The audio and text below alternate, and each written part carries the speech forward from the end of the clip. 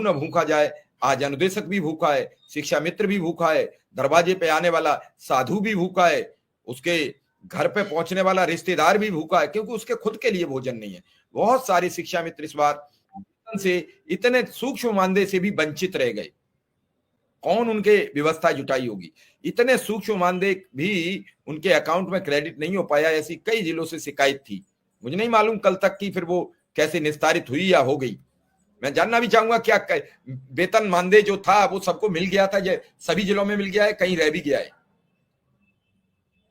लगातार इस सब पर बातचीत करो तो पता लगती है कम पैसे की समस्याओं से मैं रोज जूझता हूं।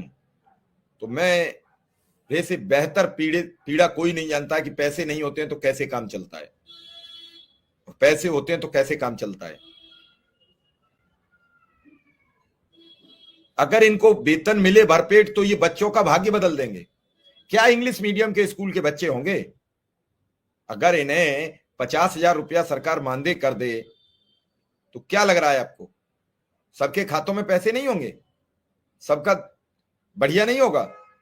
साथियों, जो भी शिक्षा मित्र साथी हैं, हाल ही के अंदर आप सभी को पता है, हाल ही के अंदर कुछ ऐसे कार्यक्रम बाद शिक्षा मित्रों के मन में अस्थायीकरण की आशाएं अब दोबारा से जग चुकी हैं। लेकिन क्या शिक्षा मित्र अस्थायी हो पाएंगे?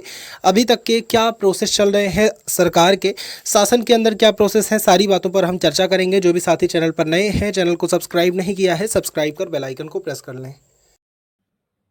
सबकी बेहतरीन शिक्षा होगी। जी शुभम सिंह जी, हालांकि मैंने तो किसी का नाम नहीं लिया है। तो बेहतरीन शिक्षा तभी होगी, बेहतरीन शिक्षा प्रणाली तभी होगी जब शिक्षक को भरपेट भोजन मिलेगा।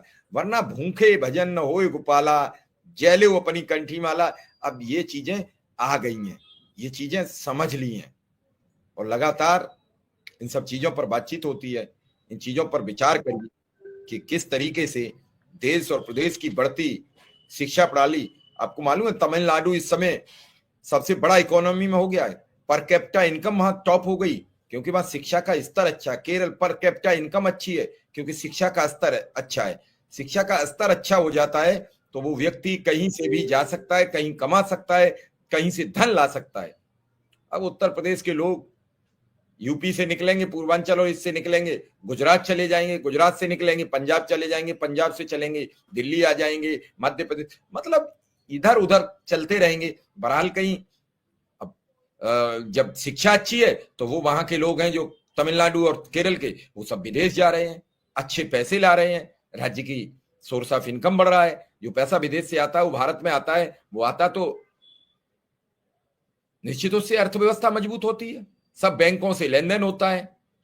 तो इस बात में आप समझिए कि किस तरीके से शिक्षा प्रणाली को ध्वस्त किया जा रहा है।